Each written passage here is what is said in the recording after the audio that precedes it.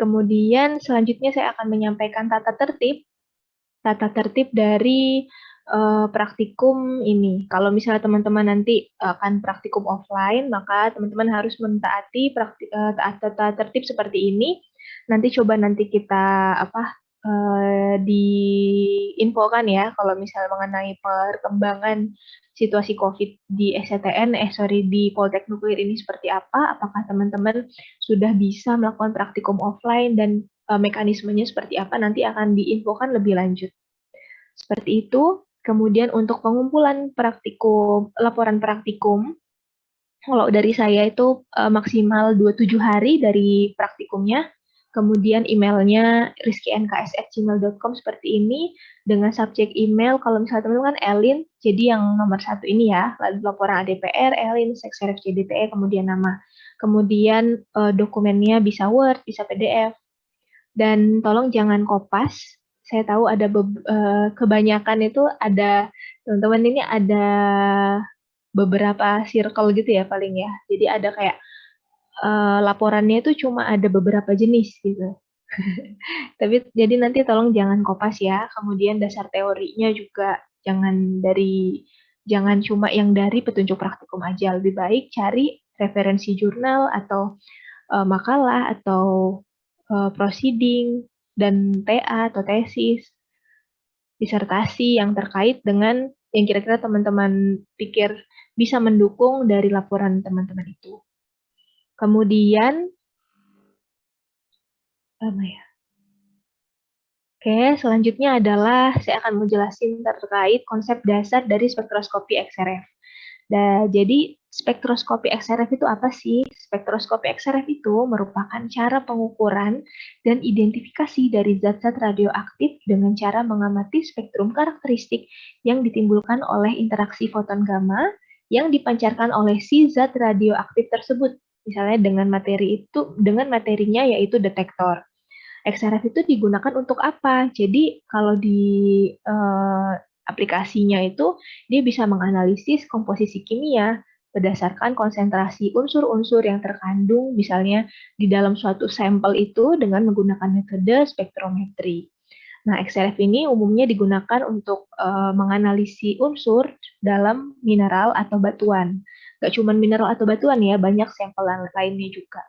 Nah, analisis ini nih dilakukan itu secara dua, ya bisa kualitatif dan kuantitatif. Maksudnya apa? Kalau analisis kualitatif itu dia digunakan untuk menganalisis jenis unsur yang terkandung dalam bahannya. Jadi dia menganalisis jenis unsurnya gitu kalau kualitatif.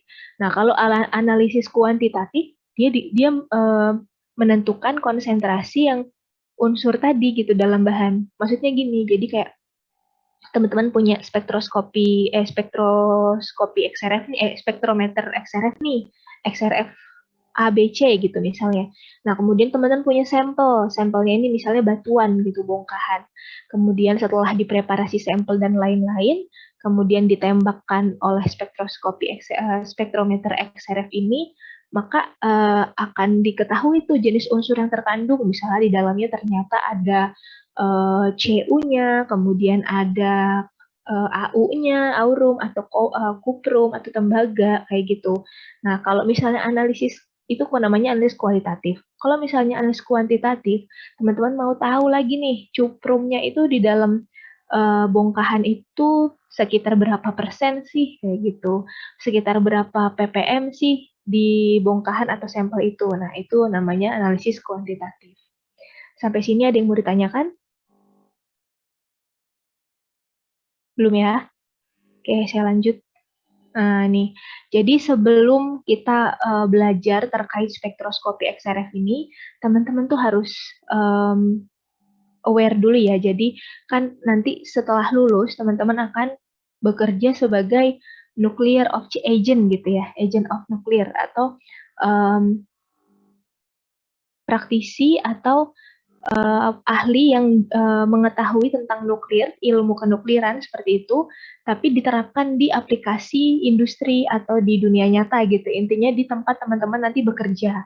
Entah teman-teman nanti bekerja di BRIN juga, atau bisa juga di industri lain kayak gitu. Ini salah satu contohnya di bidang proses kontrol. Nah, kalau misalnya di bidang proses kontrol ini, teman-teman bisa lihat nih, kalau misalnya uh, untuk misalnya NDT.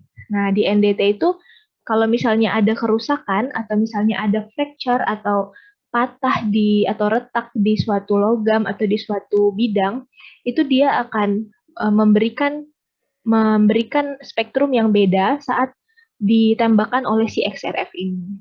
Seperti itu. Misalnya dia akan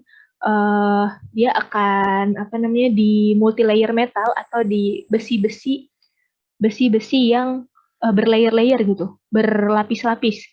Misalnya ada keretakan di titik A atau titik B. Nah, itu di situ bisa kelihatan spektrum yang apa namanya tinggi itu, maka spektrum yang apa namanya peak-nya itu tinggi, maka dicurigai di situ ada fracture karena terjadi kekosongan gitu ya.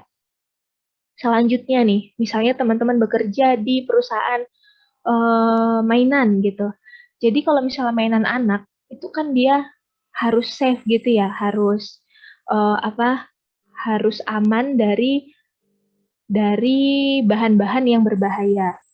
Karena sifat dari anak-anak itu kan biasanya dia suka menjilat kayak gitu ya. Misalnya suka megang terus dimasukin ke mulut, dimasukin ke mata, hidung seperti itu. Jadi di situ tidak boleh ada kadmium di salah satu contohnya ya. Itu tidak boleh ada kadmium di mainan anak tersebut. Nah, kalau misalnya chatnya nih, chatnya jangan-jangan di situ chatnya ada lead-nya nih, kan nggak boleh kayak gitu. Harus chat yang ramah apa ya, ramah anak-anak gitu, biar aman kalau misalnya dia tertelan gitu. Kemudian misalnya teman-teman bekerja di perusahaan misalnya Epson gitu ya. Jadi kemudian di bagian PCB engineering seperti itu. Nah, di situ nanti ada teman-teman misalnya mau mengecek nih di circuit board itu apakah ada PB-nya, kemudian ada CD-nya, ada CR-nya. Nah, kayak gitu. Jadi teman-teman bisa lihat tuh di sampel tersebut itu mengandung bahan-bahan yang berbahaya atau tidak. Seperti itu. Selanjutnya, misalnya teman-teman mau menganalisis logam metal gitu, paduan logam. Paduan logam ini tuh misalnya contohnya, kalau teman-teman tahu stainless steel 316, apa ada yang tahu stainless 316? Gak ada. Halo? Nggak ada Bu, kalau stainlessnya aja tahu Bu. Oh iya, jadi ya baik. Terima kasih. Jadi kalau stainless itu ada banyak jenisnya. Ada yang kode 316, 316L, 317, 304, 188 banyak gitu ya. Nah, kalau stainless ini yang stainless 316 ini terkenal dengan kelebihannya yaitu dia more resistant atau lebih tahan dari korosi gitu. Jadi dari klorida, kemudian asam-asam lainnya, itu dia lebih tahan dibanding dengan stainless steel lain. Nah, kenapa? Karena di dalam stainless steel 316 ini terkandung namanya molybdenum. Seperti itu. Ada unsur namanya molybdenum yang membuat karakteristik dari stainless steel 316 ini menjadi more resistant terhadap korosi kayak gitu. Seperti itu. Nah, kalau teman-teman bekerja di perusahaan yang fokus di bagian analisis unsur tersebut, maka bisa tahu tuh misalnya di kiceknya di bagian quality control. Ini beneran 316 ini bagaimana kandungan molybdenumnya, apakah sudah cukup seperti itu. Kemudian misalnya ada scrap metal, terus teman-teman mau cek di sini ada nikelnya apa enggak kayak gitu. Kemudian pada misalnya yang cewek-cewek nih mau beli cincin emas putih. Nah, kira-kira aurumnya atau emasnya itu berapa persen ya kayak gitu. Sebenarnya bisa pakai si metode analisis dari XRF tadi. Kemudian misalnya teman-teman bekerja di perusahaan pertambangan batu bara nih, misal.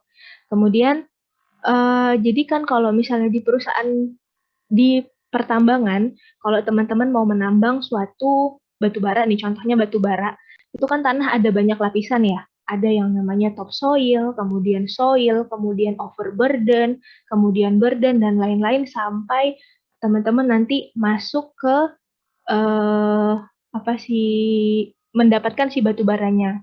Nah, teman-teman itu bisa cek di bisa cek menggunakan alat XRF tadi. Jadi misalnya, apakah soil atau tadi yang saya sebutkan tadi layer tanah yang dinamakan soil itu apakah terdapat kontaminasi, kemudian batuannya itu apa aja ininya, apa namanya unsur yang ada di dalam situ tuh apa aja, kayak gitu tuh bisa bisa kecek pakai si XRF tadi.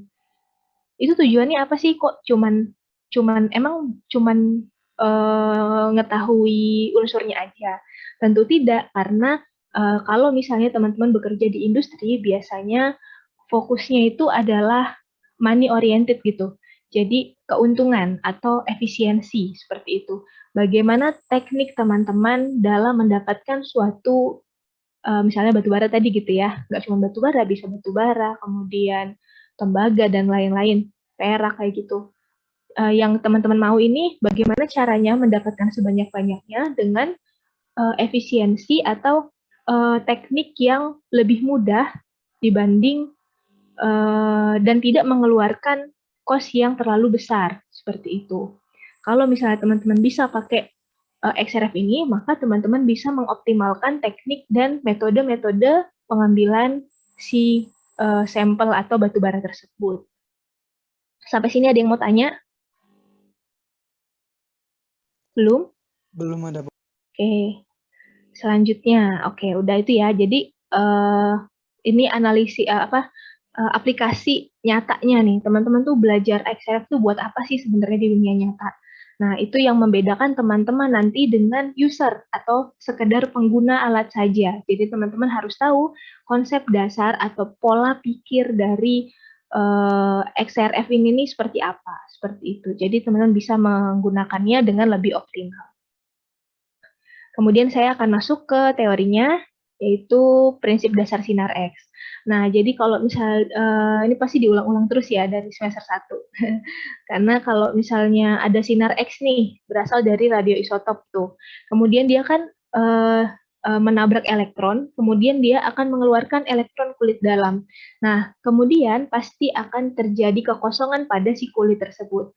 Nah, kalau misalnya elektron dari kulit yang lebih tinggi itu akan mengisi, nah kemudian kan pasti ada perbedaan energi tuh dari dua kulit itu. Kemudian akan tampil sebagai sinar X yang dipancarkan oleh si atom tadi.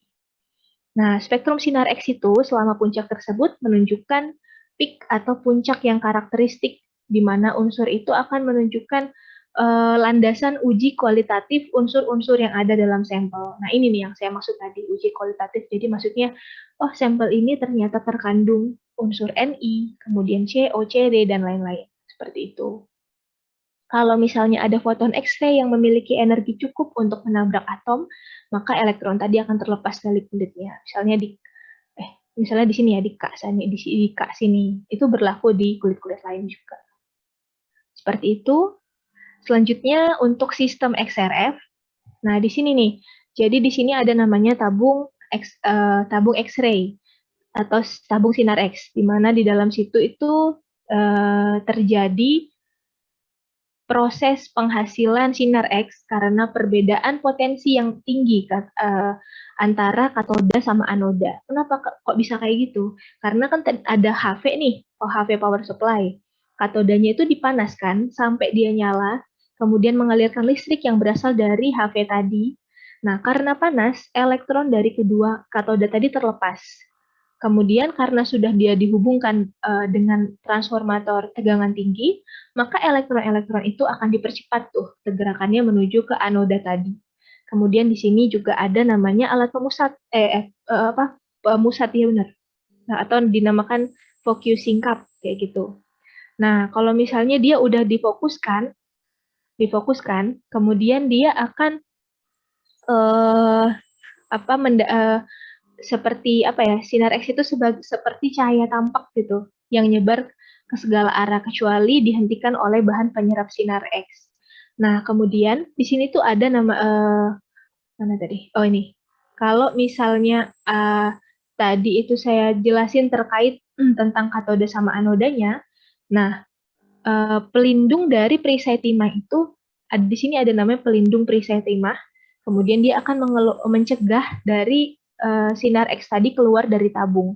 Jadi sinar X yang terbentuk itu cuma bisa keluar melalui window yang tertentu. Nah, kemudian berkas karena tadi udah ditutup nih sama bahan penyerap, kemudian ditutup juga sama satu rumah tabung logam yang mampu menghentikan sebagian besar radiasi sinar X. Maksudnya apa? Maksudnya sinar X yang diperlukan saja atau yang berguna saja yang dibiarkan keluar dari tabung sinar X ini melalui sebuah jendela atau window. Nah, sinar X yang berguna itulah yang disebut dengan berkas primer. Seperti itu. Kemudian setelah dia sudah keluar nih di berkas primer, kemudian di sini ada shutter atau tempat shutter itu kayak instrumen atau alat yang bisa buat nutup atau membuka dari untuk menghentikan atau meloloskan dari primary beam yang keluar dari X-ray tube ini. Kemudian di sini tuh biasanya itu ada 2 set penutup jadi ada timbal, kemudian juga ada lempengan yang saling berhadapan, kemudian dia bergerak dengan arah berlawanan. Nah, itulah yang apa namanya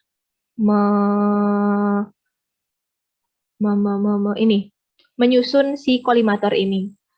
Sebenarnya kolimator itu apa sih? Kolimator itu merupakan alat pembatas radiasi yang isinya tadi ada shutternya tadi. Seperti itu.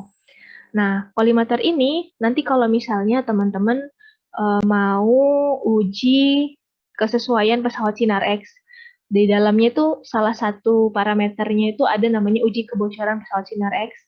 Nah, di sini teman-teman apa ketentuannya itu jika kolimator tertutup, kemudian dioperasikan nih, X-ray tube-nya dioperasikan, kemudian kolimatornya tertutup. Nah, kemudian dicek tuh paparan 1 meter dari jarak 1 meter dari kolimator ini, berapa paparan radiasi yang keluar. Nah, kemudian itu dari segala arah tuh, dicek di beberapa titik dari 1 meter dengan jarak 1 meter dari kolimator ini. Nah, jika dicek kalau misalnya dia melebihi suatu ketentuan yang ditentukan oleh Bapeten, itu beberapa miligray berarti dia tidak aman gitu, atau dia terjadi kebocoran tabung pesawat sinar X. Seperti itu. Nah, kemudian sudah sampai ini tadi ya yang kolimator. Kemudian primary beam tadi setelah dikendalikan oleh si kolimator tadi, maka akan menghasilkan resultant beam atau beam resultant yang kemudian akan menumbuk si sampel ini. Sampel di mana bawahnya ada sampel stage ya, atau maksudnya kayak holder gitu. Nah, kalau udah dia menumbuk nih, si resultant beam ini menumbuk si sampel, maka akan dideteksi oleh maka dia akan mengeluarkan sinar namanya XRF atau fluorescent X-ray seperti itu. Di mana XRF tersebut, sinar X tersebut XRF tersebut akan ditangkap oleh si detektor dan komponen-komponen pendukungnya seperti preamp, kemudian dikuatkan lagi dengan amplifier, kemudian sinyal dari amplifier masuk ke MCA, di mana MCA tadi itu ada analog to digital converternya, di mana sinyal yang masih analog akan diolah sedemikian rupa menjadi digital, kemudian dia bisa akan tertampil sebagai penghasilan spektrum seperti itu. Jadi XRF tadi tuh terkuantisasi gitu ya, terkuantisasi menjadi suatu spektrum di mana teman-teman sebagai user nanti akan bisa membaca, oh ini ternyata puncak energi A, energi B, energi C seperti itu. Kemudian itu akan tertampil di display dari sistem XRF tadi. Seperti itu. Apakah ada yang mau ditanyakan sampai sini?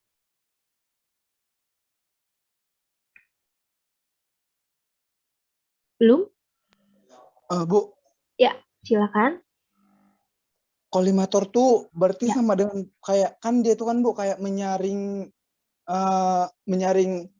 apa bilangannya radioisotop yang masuk gitu kan?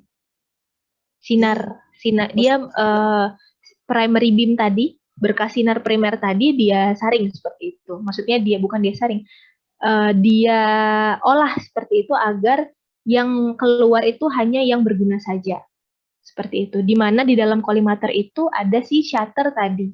Shutternya itu bisa dari timbal, kemudian atau dari lempengan yang saling berhadapan gitu. Kemudian dia bergerak dengan arah berlawanan. Seperti itu. Nah, Bu, maksud dari sinar yang terpakai sama maksudnya sinar yang nggak berguna itu gimana ya, Bu? Nah, ini. Kalau misalnya yang keluar itu cuma 1% gitu. Jadi yang enggak itu akan terbentuk panas. Seperti itu.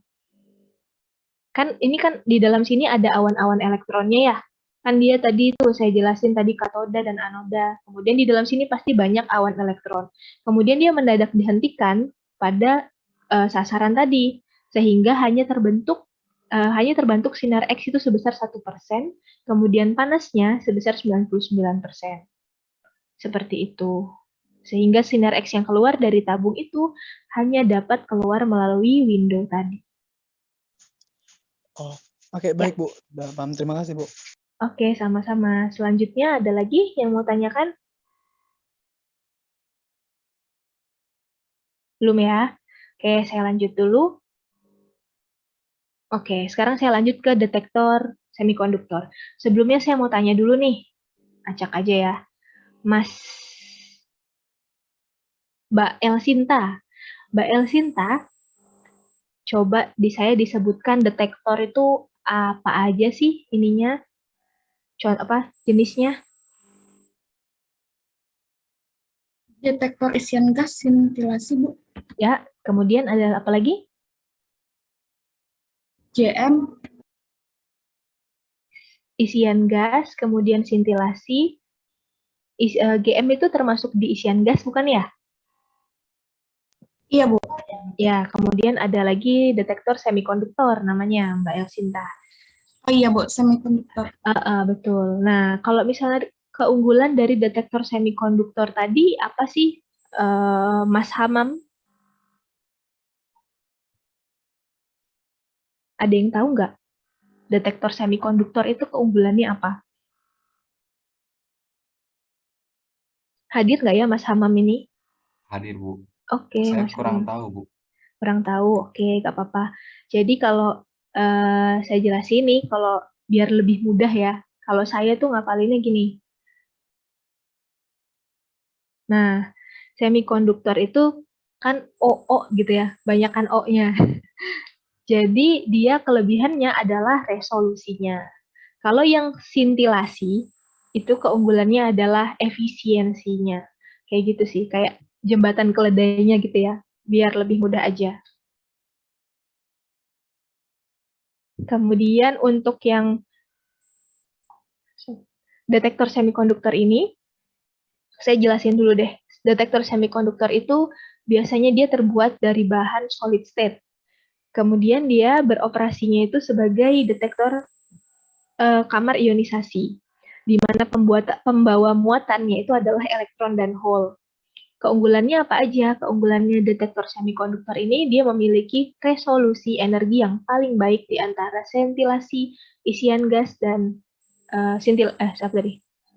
antara tiga itu, gitu ya. Kemudian dia memiliki respon yang linear nih untuk range energi yang lebar. Kemudian rise time pulsanya juga cepat. Kemudian dia memungkinkan untuk geometri yang khusus. Maksudnya apa? Jadi misalnya si sampel tadi memiliki geometri yang kurang baik gitu. Maksudnya bukan kurang baik, agak ribet gitu untuk diletakkan. Gimana? Sebentar ya. Gimana, Mas?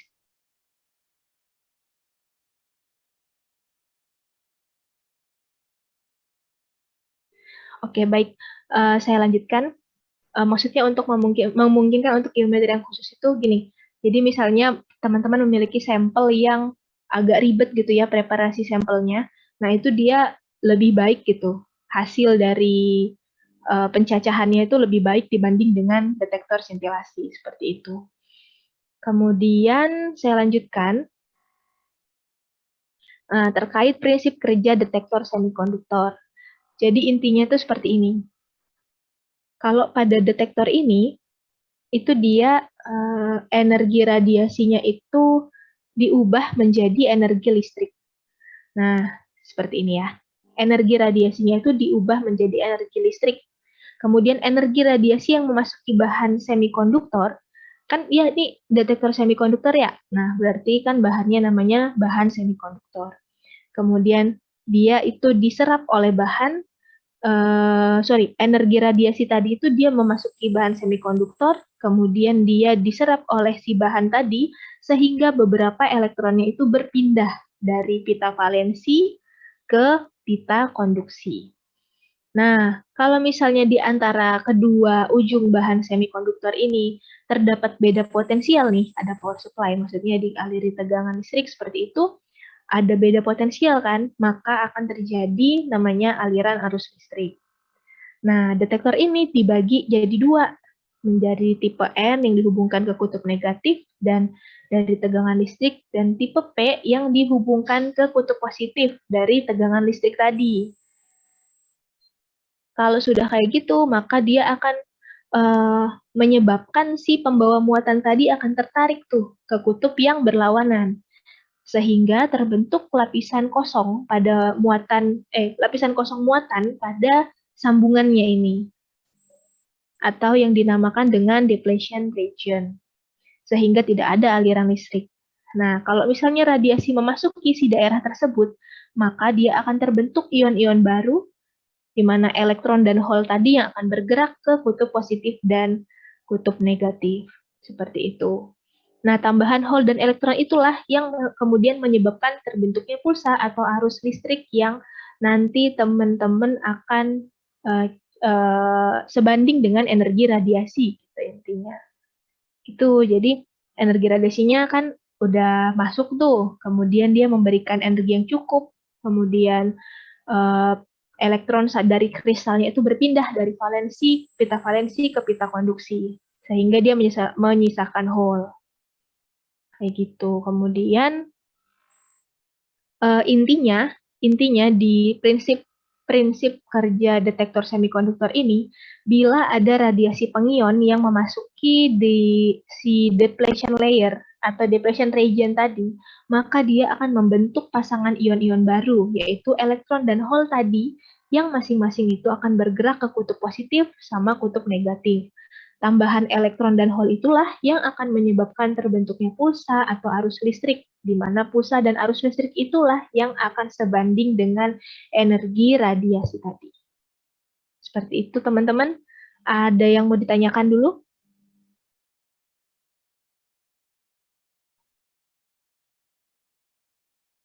Belum ada? Teman-teman, saya izin mute sebentar ya. Ini ada yang nyari. Sebentar. Baik, Bu.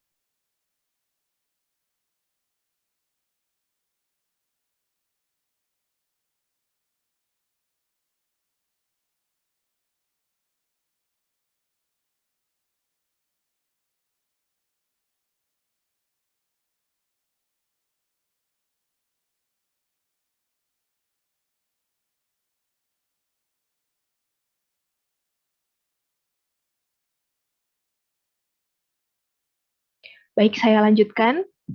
Tadi udah ya, semikonduktor. Oke. Permisi, Bu. Izin Ya, bertanya. ya silakan. Gimana? Untuk tadi yang depletion Chain layer layer. sama depletion region itu Sama. bedanya sama, Bu ya? Sama. Jadi kalau depletion region itu adalah maksudnya daerahnya keseluruhannya. Kemudian kalau depletion layer itu lapisannya. Intinya sama sih. Maksudnya lapisan kosong di mana nggak ada muatan gitu, kosong muatan kayak gitu. Baik, Bu. Terima kasih, Bu. Sama-sama, Mas. Baik, saya lanjutkan ya. Kalau teorinya udah dapet nih, maka kita akan langsung aja ke praktikum spektroskopi gamma dengan detektor XRF CDTE tadi.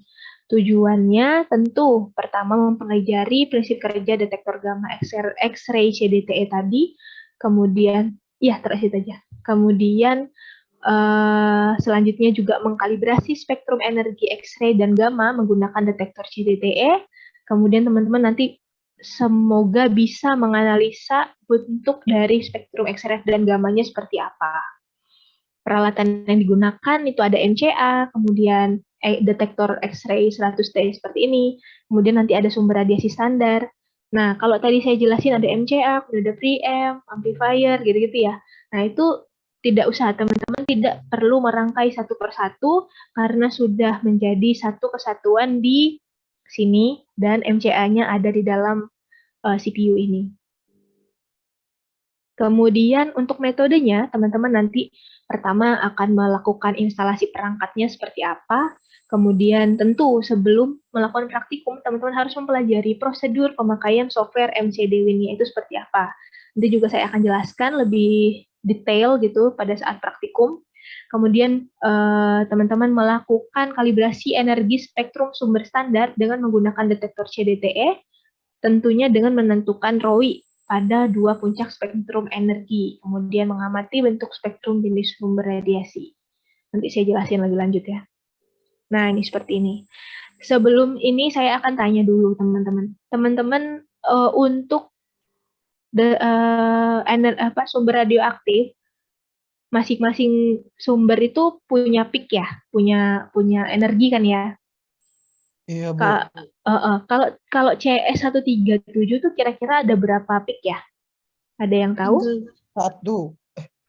CS ya. Biasanya kalau CS-nya 37 itu single peak. Kemudian kalau CO60 double. Jadi dia ada dua ya energinya. Kalau yang saya tunjukin ini spektrum yang namanya multi peak gitu, multi peak. Jadi dia punya banyak peak lebih dari dua. Nah, kalau yang kiri ini saya kutip dari jurnal ini adalah spektrum standar dari EU152, di mana dia memancarkan sinar gamma dengan dengan peak-peak karakteristik seperti ini. Dia rentangnya itu lebar dari 122 keV, 245, 344, sampai di 1408 keV. Nah, EU152 ini biasanya digunakan untuk kalibrasi saat akan melakukan misalnya uji sumber standar gitu, uji profisiensi detektor kayak gitu. Nah, kenapa kok digunakan EU? Karena range energinya itu lebar gitu. Jadi dia dari energi rendah sampai energi tinggi spektrumnya kelihatan. Itu sangat memudahkan jika teman-teman akan melakukan kalibrasi energi sumber seperti itu. Kemudian yang ini sebelah kanan ini adalah spektrum dari AM241, americium 241, di mana peaknya itu ada 5 yang standar biasanya, itu ada di 13,9, 17,8, 20, 26, sampai di 59,5. Nah, tapi di sini itu di AM241 itu dia tergolong di energi rendah, gitu ya, energi gamma rendah. Tidak seperti si EU yang bisa energi rendah sampai energi tinggi. Range energinya itu nggak lebar seperti EU, seperti itu. Tapi dia di range energi gamma rendah, seperti itu. Selanjutnya, nah ini yang di CS137. CS137 itu peak-nya adalah ini, 661,7 atau 662 keV gitu ya, tergantung sumber yang nanti referensi yang teman-teman pakai. Nah, kalau misalnya kita mau kalibrasi 661,7 ini, kita membutuhkan, kalau yang disintilasi itu membutuhkan minimal 2 peak. Nah, kalau misalnya kalau kita mau kalibrasi itu, kita bisa membuat namanya ROI atau Region of Interest. Di bagian sini 32 keV dan 661,7 keV. Atau teman-teman juga bisa tinggal meroi di bagian yang teman-teman mau aja. Tergantung dari spesifikasi detektor yang teman-teman gunakan nanti. Nah, kemudian interaksi gamma dengan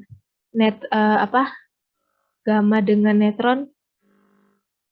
Ada yang tahu apa aja, teman-teman? Interaksi gamma deh. Interaksi gamma tuh apa aja? Ada yang bisa sebutin? Saya tunjuk aja.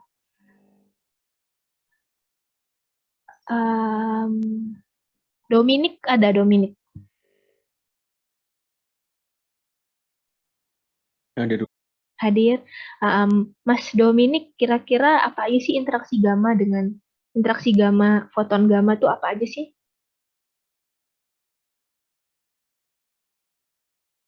Ada 3 kan ya? Ingat kalau ingat. Interaksi radiasi gamma. Interaksi foton gamma ya, Bu? Interaksi radiasi gamma. Radiasi dengan materi itu loh. Radiasi gamma dengan materi.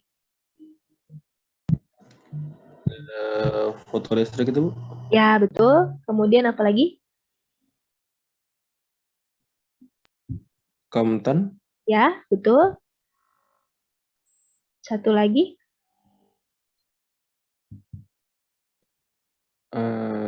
produksi pasangan. Pasangan, betul. Ya, begitu betul. Nah, di sini spektrum di CS137 ini saya menunjukin kalau ternyata di spektrum XRF-nya itu di depan yang 32 keV ini dia adalah sinar X. Sinar X, di mana energinya adalah 32 keV. Kemudian ada interaksi radiasi namanya backscatter. Sebesar peaknya itu sebesar 184,3 keV. Kemudian di sini adalah daerah Compton, di mana hamburan Compton ini memiliki peak sekitar 477,3 keV. Nah, kemudian total dari absorpsi atau energi dari si CS137 ini diyakini sekitar 661,7 atau biasa dibulatkan 662 keV seperti itu ya. Ini saya kutip dari jurnal tersebut. Nah, kemudian untuk yang CO60, untuk yang CO60 itu ada 2 peak atau double peak ya. Ini teman pasti udah tahu ya. Dia energinya di sekitar 1173 sama 1332. Nah, kayak gitu. Jadi dia tuh sumber tuh banyak gitu. Sumber radioaktif kan banyak dan memiliki karakteristik macam-macam gitu. Setiap radioaktif, setiap unsur radioaktif memiliki sifat dan karakteristik masing-masing. Tentunya bisa dilihat dari spektrumnya, kemudian energinya, seperti itu. Nah, untuk selanjutnya ini adalah alat dan bahan yang digunakan. Jadi ini ada detektor XCDT-XR100T, kemudian MCA-nya di sini, di dalam CPU ini, kemudian software namanya MCDWin. Oh iya, sorry tadi MCA-nya. MCA-nya ini di sini jenisnya adalah MCA 3A. Kemudian ada source kit atau sumber standar, nanti kita pakai bisa AM, bisa BA, nanti kita lihat di nanti kita pakai AM241 aja kayaknya. Selanjutnya ini ada power supply dan amplifier dengan model PX2T, di mana di sini sudah ada amplifier dan lain-lain, seperti itu. Nah, ini adalah blok diagram dari spektrometri, spektrometer gamma dengan detektor CDTE. Nah, di sini tadi ya, di sini ada apa namanya si XR100T tadi ini detektornya nih di sini. Kemudian di sini ada power supply dan amplifier tadi. Kemudian nanti ada MCA tadi, MCA di mana sudah ada di CPU-nya tadi. Kemudian ada PC sebagai control and display-nya. Nanti teman-teman tinggal memakai saja. Tapi nanti jika saya tanya harus tahu bagaimana input dan output dari keseluruhan sistem ini. Nanti akan saya jelaskan lebih detail pada saat praktikum. Prosedurnya seperti apa? Jadi, teman-teman harus menyiapkan bahan dan peralatannya, yang saya sebutin tadi. Kemudian diperiksa tuh, dicek sambungan sistemnya udah sama belum sama blok diagramnya. Nah, kemudian nanti teman-teman meletakkan sumber AM241 sedekat mungkin dengan detektor, mungkin sekitar 1 mm atau 2 mm dari detektor. Kemudian sudah diletakkan tuh di depannya si mulut detektor tadi ya, sumber tadi ya. Kemudian nanti teman-teman buka dari nyalakan sistemnya, sudah semua dinyalakan, kemudian dibuka software MCDWin-nya. Kalau sudah dibuka si software MCDWin tadi, teman-teman akan mengatur gain amplifier, kemudian preset sama waktu cacahnya sesuai dengan kebutuhan. Nah, kalau sudah, kemudian teman-teman tinggal klik OK, kemudian dijalankan akuisisi atau tunggu sampai selesai. Nah, kalau udah, kemudian teman-teman melakukan kalibrasi energi nih. Dengan sebelumnya teman-teman mencatat nomor saluran untuk puncak-puncak yang muncul. Caranya gimana melakukan kalibrasi? Misalnya teman-teman pakai pakai sumber radioaktif AM241. Nah, kalau udah pakai itu, teman-teman harus, kan ada 3 orang nih ya, misalnya 3 orang di satu kelompok. Satu, mencari spektrum standar dari AM241. Kemudian yang tadi saya tunjukin ya, yang ini nih. Nah, yang ini. Kalau udah, kemudian nanti hasil pencacahan tadi, yang udah diklik start tadi, itu akan berbentuk seperti ini. Tapi, dia belum menunjukkan nilai energi yang diinginkan. Nah, tentunya kita harus melakukan kalibrasi dulu. Gimana caranya kalibrasinya? Nah, tadi, teman-teman harus membuat ROI atau region of interest di puncak-puncak yang terkait. Dan ini bisa dilihat, bisa diacu, bisa mengacu ke sumber spektrum standar dari AM241 tadi. Kayak gitu. Ibu, Ya, gimana? sebelumnya ini nggak tahu ya Bu, maksudnya kan kita pada akhirnya itu kan untuk melihat spektrumnya kan Bu, untuk melihat Betul. energi. Nah, Benar. itu tuh hubungannya dengan kayak yang mau kita tuju itu gimana ya Bu? Maksudnya yang mau kalian Kayak tuju gini, Bu. gimana? Gimana? Kan kita misalnya tadi kan misalnya mau nentuin apa gitu kan, melihat radiasi sinarnya gitu. Iya, Nah, itu kita lihat spektrumnya itu kan energinya kan Bu sekian. Nah, betul. itu tuh untuk apa gitu Bu? Kita lihat itu tuh. Untuk apa? Ya untuk mengetahui sumber unsur radioaktif itu apa gitu. Jadi gini, jadi nanti kan muncul nih spektrum, tapi tidak ada KEV-nya, maksudnya tidak ada energinya. Nah, nanti teman-teman harus mengkalibrasi energi itu. Mengkalibrasi maksudnya untuk mengidentifikasi si spektrum tadi biar nggak cuman kayak garis-garis aja. Biar garis-garis itu memiliki arti gitu. Jadi si spektrum tadi di ROI atau di blok kayak gitu, di blok kemudian maksudnya ROI itu gini, region of interest. Jadi misalnya teman-teman ini ada mau menganalisis meneliti suatu daerah A. Nah, di daerah A ini kan pasti punya ada RT ya, RT 1 atau RT 1, RW 2, RT 3 kayak gitu. Nah, teman-teman ini mau memfokuskan penelitian teman-teman hanya di RT 1, 3, dan 5. Nah, gimana caranya? Nah, teman-teman mau menandai si RT 1, 3, dan 5 ini dengan cara bagaimana ya teman-teman titik melakukan memberi tanda gitu di 1, 3, dan 5. Nah, ini sama kayak teman-teman mau mengidentifikasi sumber ini apa gitu, unsurnya apa. Nah, kalau di sini kan teman-teman itu kan spektrumnya kan ada banyak tuh energinya. Nah, di peak-peak tertentu itu akan kita tandai gitu. Nah, proses untuk penandaan itulah yang dinamakan penentuan daerah region of interest. Sampai sini sudah paham belum pola pikirnya? Maksudnya saya bandingin gitu. Sampai situ dulu deh, sampai yang ditandai si ROI-nya tadi. Nah Bu, penandaan itu sendiri itu ada karakteristiknya lagi atau gimana Bu? Nah, ini kan tadi saya bilang kalau misalnya spektrum itu punya spektrum standar. Kalau misalnya M241 itu tadi ada 5 peak gitu ya. Nah, itu nanti teman-teman memblok spektrum yang dihasilkan sama teman-teman yang saat teman-teman cacah tadi di blok sesuai dengan peak-peak yang ada di gambar tadi yang saya tunjukkan spektrum standarnya. Kalau udah di blok, kemudian nanti baru dikalibrasi dengan cara mengklik option kemudian calibration. Nah, kalau misalnya tadi kita pakai AM241 kan dia multi peak, maka kita pakai rumus yang di ini yang di paling terakhir ini. Bisa juga sih yang dikalibrasi di 4 variabel, terserah nanti lebih bagus yang mana bisa dipakai, intinya bisa dipakai di rumus kalibrasi 4 variabel dan lebih dari 4 ini. Kemudian kalau udah terus diklik calibrate, kemudian oke. Nah, sehingga si hubungan kanal atau channel tadi sama energi itu sudah terkalibrasi. Jadi spektrum yang teman-teman Caca ini sudah keluar gitu loh, maksudnya udah kelihatan. Oh, ini sama ini teman-teman tuh bisa mengidentifikasi. Oh, ini spektrum X-ray.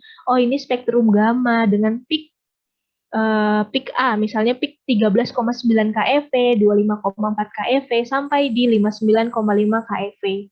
Seperti itu. Jadi maksudnya spektrum yang muncul ini, gambar atau grafik yang muncul ini adalah spektrum energi dari AM241. Tujuannya seperti itu, Mas. Sudah bisa dipahami belum? Mungkin nanti sejalannya waktu, Bu. Karena juga mungkin kan ini kita cuma bayang-bayangin agak. Oh iya, oke. Oke, nggak apa-apa. Nanti saya jelasin lebih lanjut lagi ya. Mungkin belum paham nih. Oke. Nggak ada ya. Saya mau tunjukin maksudnya gimana cara mengidentifikasinya gitu, tapi mungkin belum terini ya. Di bagian mana yang, oh ini kayak gini nih. Nah nanti ini ada tampil seperti ini. Ini nih, seperti ini nih, spektrum seperti ini. Tapi kan ini nggak ada artinya ya, kalau teman-teman nggak tahu itu apa maksudnya kan ya. Itu cuma kayak garis-garis biasa gitu. Nah, untuk membuat si spektrum ini ada artinya, maksudnya spektrum energi, spektrum dari energi sumber radioaktif X ini, misalnya kita nggak tahu nih sumber apa. Tapi nggak nih, di sini kita tahu, misalnya AM241 ya, berarti kita harus mengecek referensi sumber AM241 itu seperti apa. Kemudian dicocokkan sama hasil dari pencacahan yang teman-teman lakukan.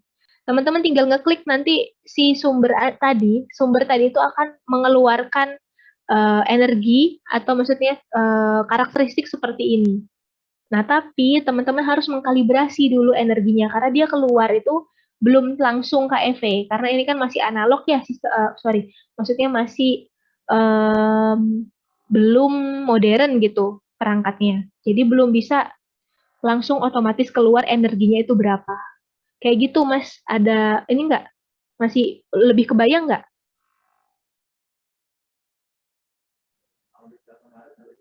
Untuk saya mungkin belum, Bu. Nggak tahu yang ngeblank, Bu. Oh, apanya ya yang belum paham di bagian mananya? Pertama itu, Bu, kayak konsep satu. Konsepnya itu saya belum benar-benar kayak paham gitu. Kayak misalnya nih, kan kita nanti kayak untuk nentuin blok-bloknya itu. Nah, kan tadi saya lihat kan, Bu, kayak spektrumnya itu kan kayak gimana ya? Kayak gelombang-gelombang gitu kan, Bu. Nah, Benar. itu tuh pas nanti ngebloknya itu, itu. Oh, berarti dia kayak setiap kuncupan. Maksudnya setiap Betul. kuncupan kita, itu Benar. yang kita nanti tandai gitu, Bu. Betul sekali. Itu tadi yang saya sebut dengan proses penandaan tadi tuh. Itu namanya penentuan daerah region of interest.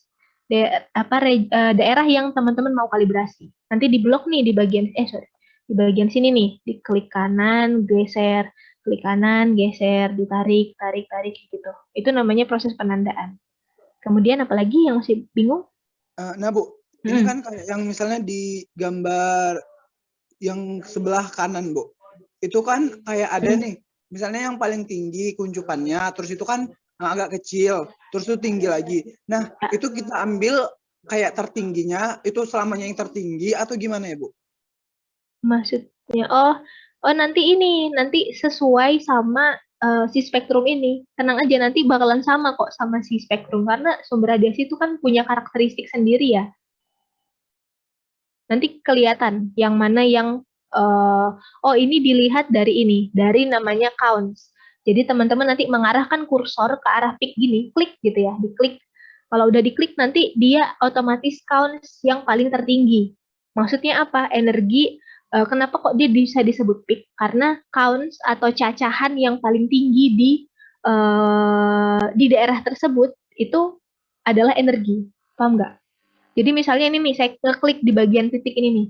Counts-nya itu adalah 718 gitu. Nah, kalau saya geser ke kanan, itu dia, misalnya saya turun di sini nih, nah itu dia nggak segitu tingginya. Paham nggak ya? Maksudnya cacah per detik gitu loh, Mas. Cacahan yang diterima sama si perangkat ini itu disebut sama energi. Belum paham ya? Udah mulai paham sih, Bu. Cuman kayak belum dapat tempat kliknya gitu, Bu. Oke lah, nanti saya jelasin saat ini aja deh, pas saat praktikum ya.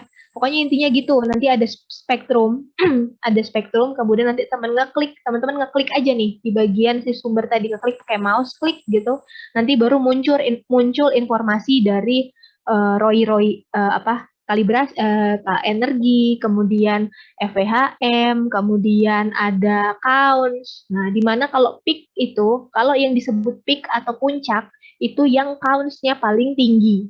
Kayak gitu. Intinya proses yang ditanya tadi, proses ROI ya, menandai tadi ya. Menandai tadi ya kayak tadi. Jadi ada ada spektrum standar, gambar spektrum standar dicocokkan sama hasil yang teman-teman dapatkan nanti. Kemudian diblok satu persatu sesuai dengan si spektrum tadi. Contoh spektrum tadi. Gimana? Kebayang nggak? Kebayang, Bu. Berarti itu udah tersistematis ada di komputer gitu ya, Bu? Iya, betul. Ada. Oh, oke, Bu. Oke. Ada lagi yang mau ditanyakan? Kalau dari saya cukup, Bu. Oke, terima kasih ya, Mas Ibnu. Oke, kemudian kalau tidak ada yang mau ditanyakan, saya lanjut ke ini yang kedua. Atau minum dulu kali ya, bentar. 3 menit ya. Istirahat bentar.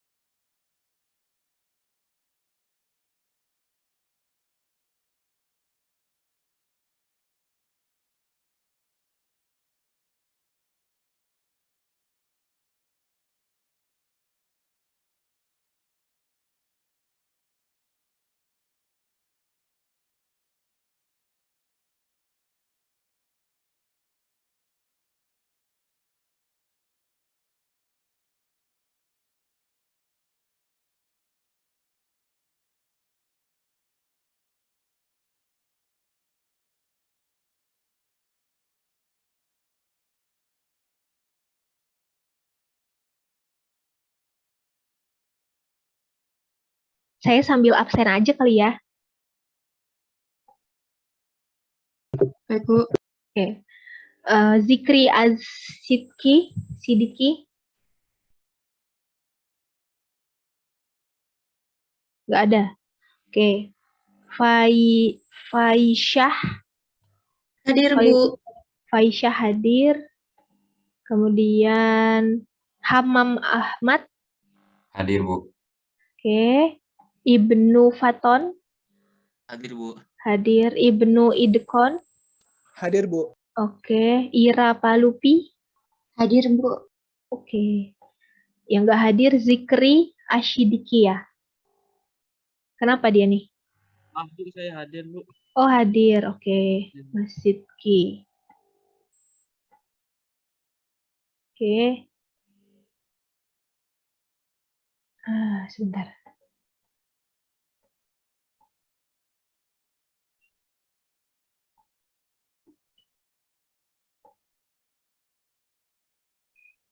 Oke, sebentar ya.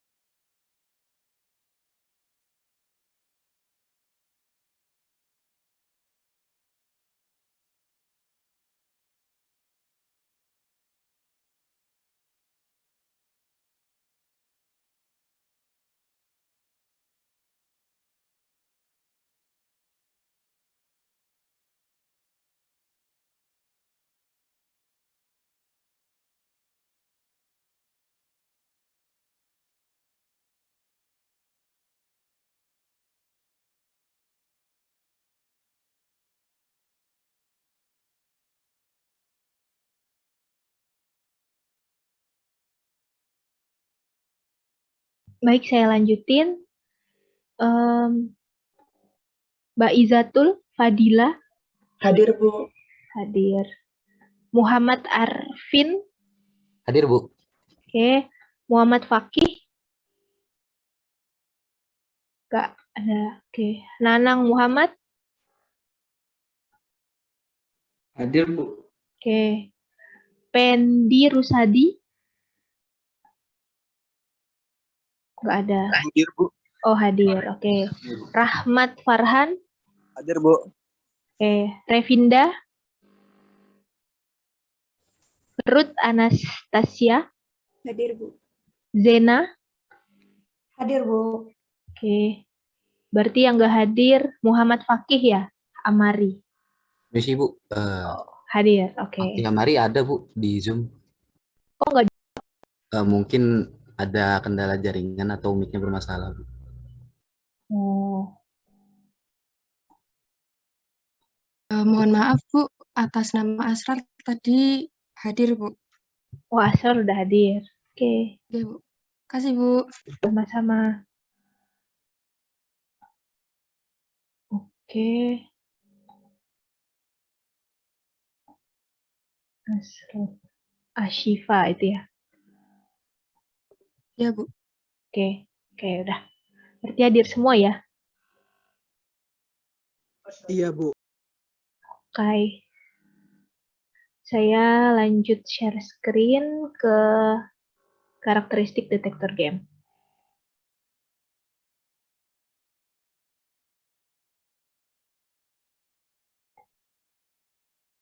Oke, apakah sudah tertampil?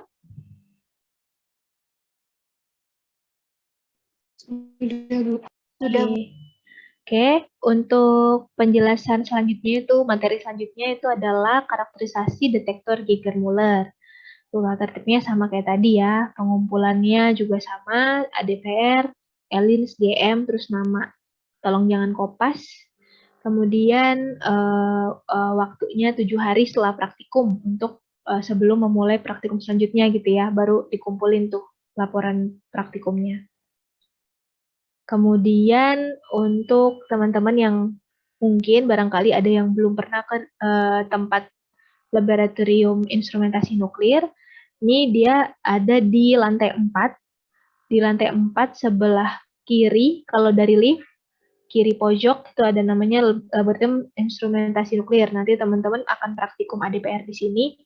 Kemudian ini adalah denahnya, di mana di sini ada detektor GM, di sini ada GM, di sini juga ada GM, di sini ada GM, ada GM juga di sebelah sini, di bagian sini juga ada GM. Nanti kita tinggal meng-cross check menyamakan dengan jadwalnya, jadwal praktikum teman-teman ini, kayak gitu. Kemudian selanjutnya itu ada karakteristik 3 jenis detektor, detektor isian gas, dan proses ionisasi, tegangan kerja, keunggulan sama kelemahan. Detektor GM itu apa? Kemudian saya akan lanjut ke metode praktikum dari karakteristik detektor GM ini.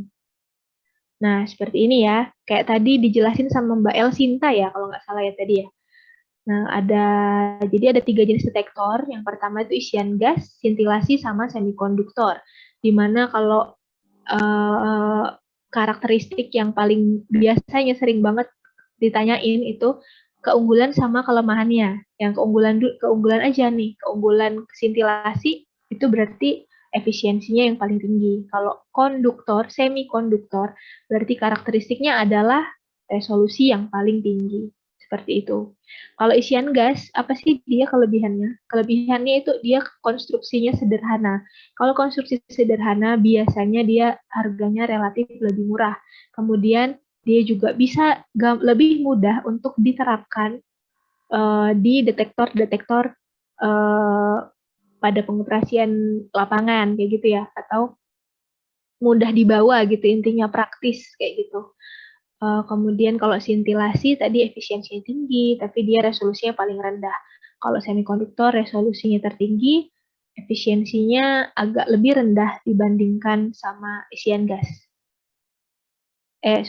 Lebih rendah dibanding dengan sintilasi. Kalau efisiensi terendah tetap isian gas ya. Oke. Nah, ini adalah detektor isian gas, di mana di dalam di detektor isian gas itu apa aja sih? Detektor isian gas itu ada kamar ionisasi, proporsional, sama Geiger-Müller. Nah, tiga detektor ini dibagi berdasarkan jenis daerah kerjanya. Kalau misalnya detektor kamar ionisasi, maka dia bekerja di daerah kamar ionisasi. Kalau proporsional, berarti dia bekerja di daerah proporsional. Kalau pada detektor Geiger-Müller, maka dia bekerja di daerah kerja Geiger-Müller.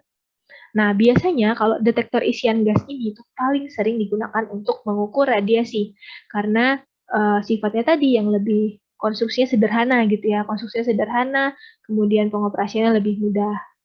Nah, kemudian lebih praktis gitu. Nah, pada intinya, kalau detektor isian gas ini dia tuh terdiri dari dua elektroda, yaitu positif sama negatif, di mana di dalamnya itu ada gas gitu ya, ada isian gasnya di antara kedua elektroda ini.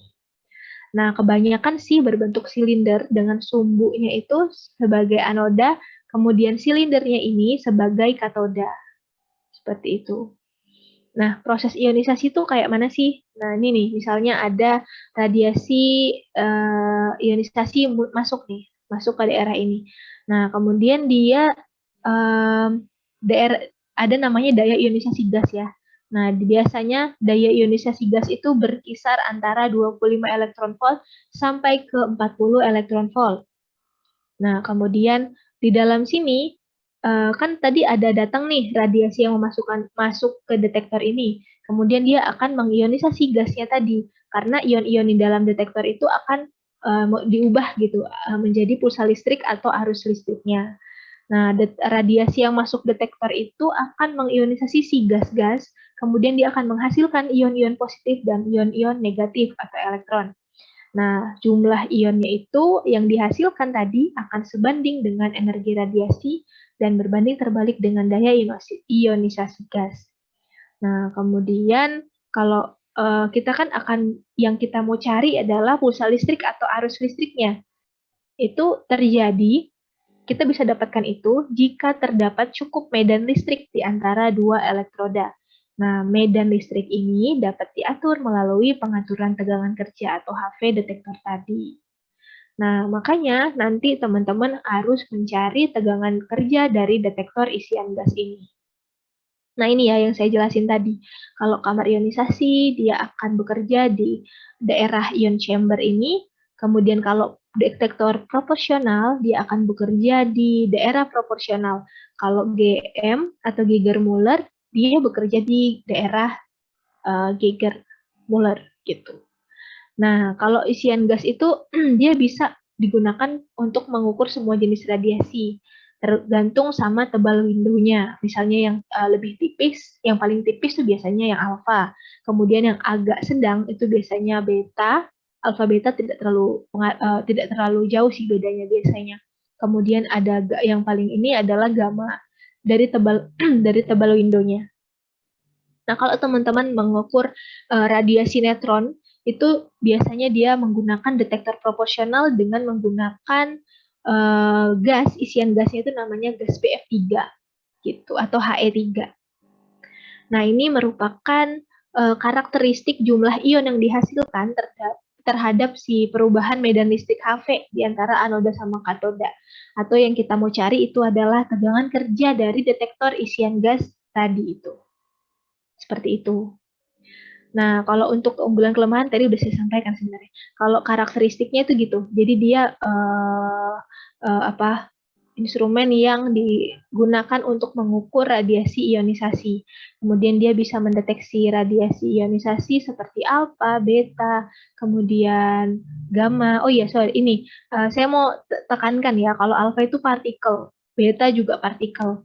Kalau gamma itu sinar atau foton. X-ray, kemudian gamma ray, itu dia sinar atau foton. Kemudian dia si detektor GM tadi, dia bisa mendeteksi partikel alfa, partikel beta, dan sinar gamma menggunakan efek ionisasi yang dihasilkan dari tabung Geiger-Müller tersebut.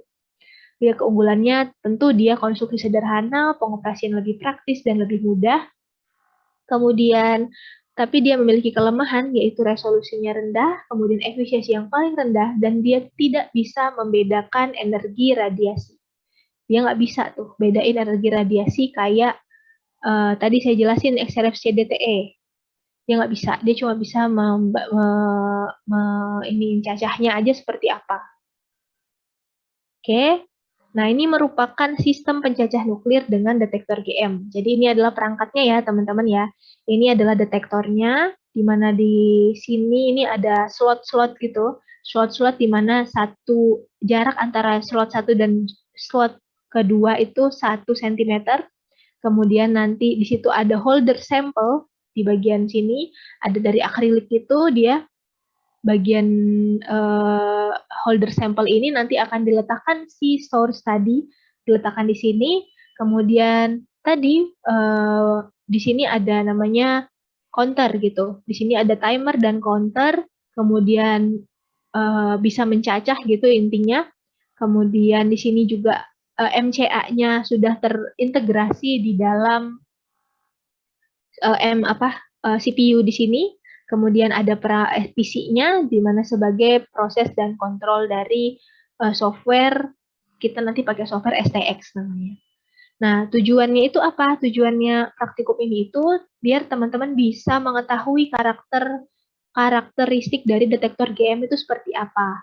Kemudian teman-teman juga bisa memahami parameter detektor GM itu meliputi kelandaian plato, kemudian tegangan kerja, kestabilan, kemudian efisiensi detektor, seperti itu. Nah, kalau untuk peralatannya yang tadi saya sebutkan, tentunya yang pertama detektor GM, kemudian HV, kemudian pembalik pulsa GM, timer, counter, bin, dan catur daya kabel kabel koaksial dan sumber radiasi standar. Ini seperti ini, kayak sumber tegangan tinggi, pembalik pulsa GM, timer, counter, bin, dan catur daya itu sudah ada, terintegrasi di perangkat ini ya teman-teman ya. Jadi nanti teman-teman tinggal menghubungkan sesuai dengan block diagram saja. Metodenya seperti apa? Metodenya yang pertama, teman-teman akan menentukan tegangan plato detektor GM. Itu satu yang paling penting, menentukan tegangan plato atau daerah kerja dari detektor GM. Kemudian yang kedua, teman-teman akan melakukan percobaan kestabilan alat cacahnya itu seperti apa. Yang ketiga, teman-teman akan menentukan waktu mati dari detektor. Oke, seperti ini ya. Yang pertama, ini merupakan kurva plato dari detektor GM. Sebentar. Oh, nggak ada. Oke, ini ada plato ya, plato dari Geiger Muller atau daerah tegangan kerjanya tuh daerah platonya itu seperti apa. Nah, kalau misalnya tadi kan saya jelasin tuh tegangan kerja itu yang diberikan sama detektor GM ini mempengaruhi laju cacah yang dihasilkan. Nah, itu merupakan salah satu karakteristik dari semua detektor GM itu seperti itu. Jadi tegangan kerja detektornya itu dipilih pada daerah plato atau biasanya sepertiga dari lebar plato. Nah, rumusnya seperti apa? LP ini landai plato ya maksudnya ya. Kelandaian plato itu seperti apa? Jadi dari R2 dikurangin dengan R1, kemudian dibagi dengan V2 dikurangin V1 dikali dengan R1 dikali 100%. Dengan maksudnya apa? LP itu kemiringan plato. Jadi di mana ini kan di sini jadi gini nih baca grafiknya. Ini adalah kurva plato detektor GM. Di mana yang X ini maksudnya sumbu X ini adalah tegangan. Kemudian sumbu Y ini adalah counts per minute atau laju cacah. Laju cacah per menit ya kalau ini. Nah, kita memulai starting voltage-nya itu nanti tidak dari nol ya teman-teman ya. Kita mulai dari sekitar 780 volt aja. Kemudian akan dinaikkan perlahan setiap 50 volt dengan step voltage atau kenaikan tegangan sebesar 50 voltage gitu ya. Itu dinaikkan nih 750, 9800, 850, terus sampai dinaikkan sampai dia mencapai di V2 tadi, di V2 ini. Ini namanya breakdown voltage.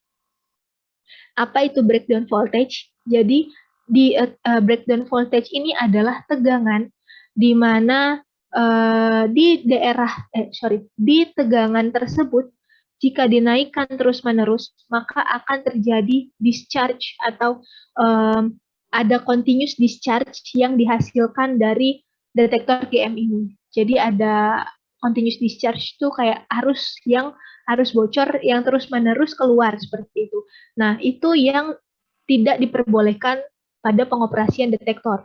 Kenapa? Karena jika dibiarkan terus-menerus ada continuous discharge, maka akan mengurangi performa dari detektor GM tersebut atau bahkan merusak detektor GM ini. Seperti itu. Jadi nanti teman-teman menaikkan tegangan dari starting voltage sekitar 750 atau 780, dinaikkan sampai di sekitar 1050 dengan kenaikan tegangan 50 volt. Seperti itu. Kemudian nanti akan bisa dilihat tuh di softwarenya. Nanti akan muncul grafik gitu ya, graf seperti ini. Kemudian dia akan berbentuk seperti ini juga, naik, kemudian agak landai, kemudian dia naik, tapi kita akan stop di 1050. Nah, kemudian teman-teman gimana caranya tahu kalau itu Geiger Plato tuh kayak mana sih? Nah, cara taunya teman-teman nanti lihat di mana kenaikan tegangannya yang paling stabil dan landai tapi sedikit sekali. Kelandaiannya itu sedikit gitu. Nanti saya akan jelaskan ini pada metodenya tuh lebih ke nanti ya pas sudah di lab aja biar lebih mudah. Tapi intinya gitu. Jadi nanti teman-teman mencari kemiringan platonya, persen per voltnya atau persen per 100 volt. Per volt aja. Kemudian kalau untuk laju cacah pada plato itu R1 di sini. Kemudian R2 laju cacah pada daerah plato. Plato yang kedua gitu ya, di V2 ini. Nanti teman-teman bagi hasil R2 ini laju cacahnya seperti apa, kemudian dikurangi dengan R1, dibagi dengan selisih antara tegangan akhir sama tegangan awal tadi yang teman-teman operate-kan gitu, yang teman-teman operasikan, dikalikan dengan laju cacah yang pertama dikali 100%. Maka itu adalah daerah kemiringan plato. Nah, kalau untuk nilai kemiringan yang masih dianggap baik adalah lebih kecil daripada 10%. Seperti itu. Atau 0,1. Nah, ini. Nah, kemudian untuk metode praktikumnya, tentu tadi ya, peralatan dan bahan, ada detektor GM, kemudian inverter, HV, counter, itu sudah terintegrasi jadi satu spektek itu ya. Jadi satu modul gitu. Jadi teman-teman tinggal klik on off-nya aja, saklar on off-nya. Kemudian ada sumber standar yang berfungsi sebagai sumber stadiasi yang sudah diketahui aktivitas awalnya. Kemudian sumber yang ditentukan aktivitasnya. Nanti saya jelaskan nih. Nah, kemudian yang pertama itu teman-teman menentukan daerah plato. Kayak tadi, ini kan ada ini GM-nya, kemudian tadi counternya yang udah terisi inverter, HV dan lain-lain itu counter gitu, timer udah ada di sini. Kemudian dihubungkan sama HV, kemudian ada PC untuk menganalisis spektrumnya. Kalau udah dihubungkan tuh detektor GM, counter, dan PC seperti gambar seperti ini. Nah, kemudian dicatat informasi sumber radioaktif yang digunakan. Misalnya sumber radioaktif yang digunakan itu misalnya adalah SR90. Nah, SR90 itu aktivitasnya berapa? Kemudian tanggal sumbernya berapa? Kemudian waktu paronya berapa? Nanti untuk mengetahui parameter-parameter yang ditentukan kemudian. Kemudian kalau untuk menentukan daerah plato itu kita pakai SR aja, sumber SR atau sumber beta, dia diletakkan pada posisi sejajar sama detektor GM pada jarak tertentu. Nah, biasanya saya 1 cm aja sih, biar dia, kenapa kok 1 cm? Karena agar efisiensi dari detektor itu lebih besar gitu. Maksudnya jarak dari mulut detektor ke sumber ini tidak terlalu banyak yang menyebar ke segala arah gitu. Kalau dia lebih dekat, maka dia akan lebih optimal dalam pencacahannya. Kemudian kalau udah diletakkan, dinyalakan nih PC-nya, kemudian dibuka software STX, kemudian dipilih menu eksperimen, kemudian diklik Plato. Kemudian ditentukan tadi tegangannya dari 700 sampai 1200 volt. Ini nanti kita ganti jadi 1100 aja. 1100 volt dengan step voltage 50 volt dengan time per step 60 detik. Maksudnya apa? Step voltage ini 50 volt dan time per stepnya itu 60 detik. Maksudnya kenaikan tegangannya tadi jaraknya itu 700, 750, 800 sampai ke 1100 tadi. Time per step 60 detik. Maksudnya jadi dia mencacah di tegangan 700 volt itu selama 60 detik. Kemudian dia mencacah lagi pada tegangan 750 detik dengan waktu 60 detik. Seterusnya sampai di rentang tegangan 1100 volt. Kalau udah diklik kayak gitu, teman-teman harus mengklik show graph untuk menampilkan grafik pencacahan secara langsung. Jadi yang tadi ini, grafik ini, nanti akan muncul nih di detektor GM-nya itu. Di software STX-nya itu. Kayak gitu. Kemudian kalau udah diklik run. Nah, maka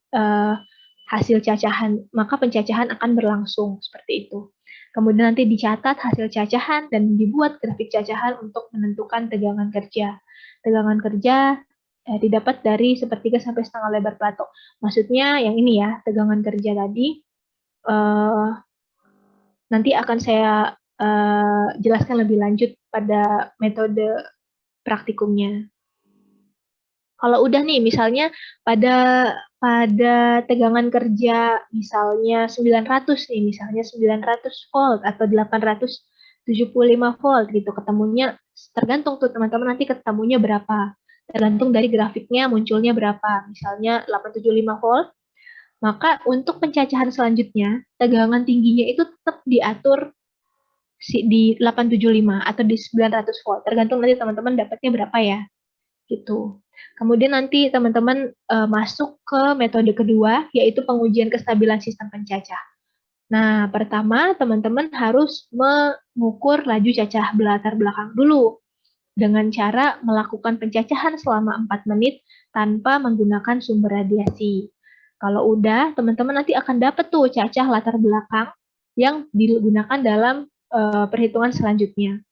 Kalau udah tahu cacah latar belakangnya, kemudian nanti teman-teman gunakan sumber radiasi lain, misalnya CO60 atau CSL37 itu diletakkan tuh di tempat pencacahan. Kalau udah, kemudian timernya disetting jadi 1 menit 60 detik gitu. Nah, pencacahan ini dilakukan sebanyak 10 kali atau lebih. Nanti saya jelasin gimana ininya. Kemudian yang ketiga itu adalah penentuan waktu mati detektor. Nah, penentuan waktu mati detektor ini ada 2 sumber. Jadi ada sumber 1 dan sumber 2. Maksudnya nanti saya misalnya SR dan CO60. Nah, itu diletakkan di holder yang sama. Kemudian tidak diletakkan bertumpuk, tapi diletakkan bersebelahan. Tapi di agak ke tengah gitu. Nanti jelasnya lebih jelas, saya jelasin pas praktikum ya. Nah, kemudian timernya itu diatur untuk pencacahan 1 menit. Kalau udah, kemudian dicacah masing-masing 3 kali untuk sumber 1 dulu, kemudian sumber 1 dan sumber 2 bersama-sama, kemudian sumber 2 sendiri.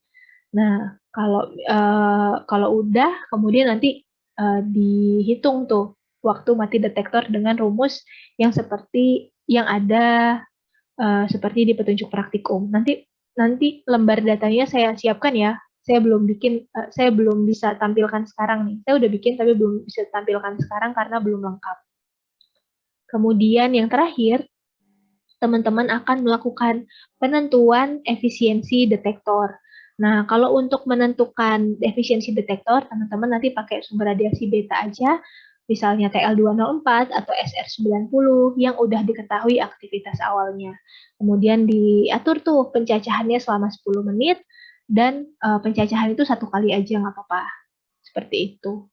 Nah, untuk yang aktivitas sumber ini nanti sepertinya tidak akan dilakukan karena akan beririsan dengan materi yang akan disampaikan oleh Bapak Toto Trikasjono dan Pak Sukarman ya di spektroskopi gamma energi tinggi dengan menggunakan NaITL, baik NaITL yang dengan modul Ortek bin atau yang otomatis pakai spektek atau spektrum teknik seperti itu.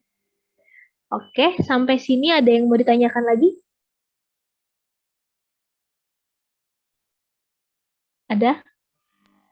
Cukup, Bu. Cukup, oke. Ini gampang sih, lebih mudah karena nanti cuman ngeklik doang gitu. Untuk lembar datanya belum saya tampilkan sekarang, nanti saya akan tampilkan pada saat ini aja pada saat praktikum saya akan printkan gitu. Ada yang mau ditanyakan lagi? Nggak ada? Atau ada? Silakan. Kalau nggak ada, saya yang tanya nih.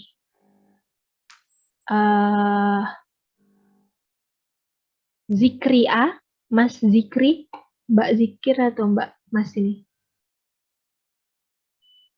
Mas Zikri, kalau keunggulan detektor semikonduktor apa ya?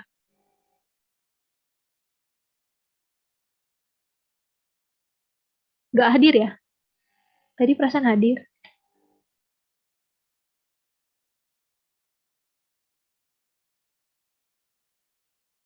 Oke, nggak ada. Nanang Muhammad? Ya, Bu. Siapa nih? Nanang ya, Mas Nanang Muhammad. Coba saya dikasih tahu nih, detektor semikonduktor itu keunggulannya di bagian apanya ya?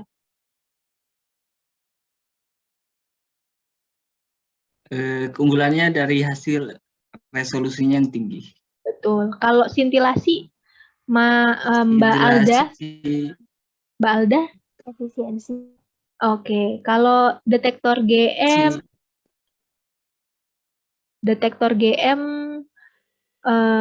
Mbak Ruth Anastasia, keunggulannya apa tadi detektor GM?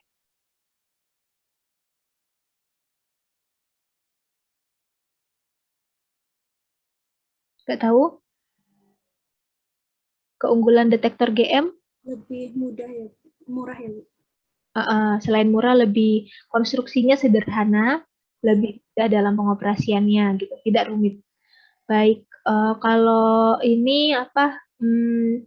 Kalau pada praktikum karakterisasi detektor Geiger-Müller tadi kita nyari apa aja parameternya, Mas Ibnu Idekon?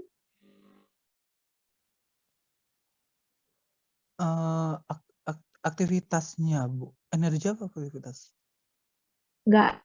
Tadi kita cari tegangan kerja. Oh. Kemudian waktu mati. Kemudian kestabilan dari alatnya. Itu ya. Iya, Bu. Oke. Kemudian review apa ya? Review lainnya. Kalau misalnya nanti saya punya detektor GM, kemudian saya harus men-setting tegangan kerjanya tidak boleh melebihi dari tegangan apa namanya? Yang kalau misalnya saya teruskan, maka akan timbul apa namanya tadi? Discharge continue gitu. Breakdown ya. Betul, breakdown voltage ya namanya ya. Oke. Kalau dari saya itu dulu. Ada yang mau ditanyakan lagi? Atau saran?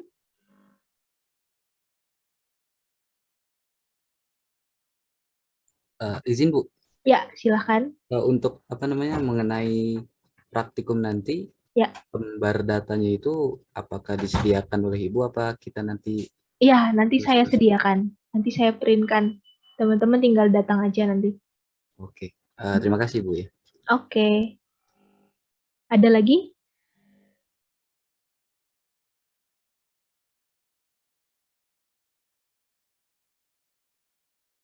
Gak ada ya?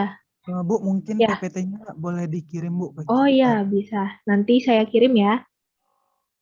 Baik, Bu. Oke. Ada lagi?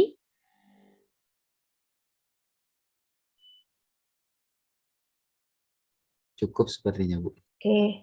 Baik, terima kasih teman-teman atas kehadirannya dan atensinya untuk mengikuti penjelasan praktikum ADPR kali ini. Dari saya sekian, terima kasih. Mohon maaf jika ada kesalahan dan jika ada yang mau didiskusikan, silahkan bisa langsung di grup atau PM saya. Nanti saya akan jawab sesuai dengan yang pengetahuan saya, seperti itu. Terima kasih teman-teman. Saya akhiri. Wassalamualaikum warahmatullahi wabarakatuh. Waalaikumsalam. Waalaikumsalam warahmatullahi wabarakatuh. Terima kasih, Bu. Sama-sama.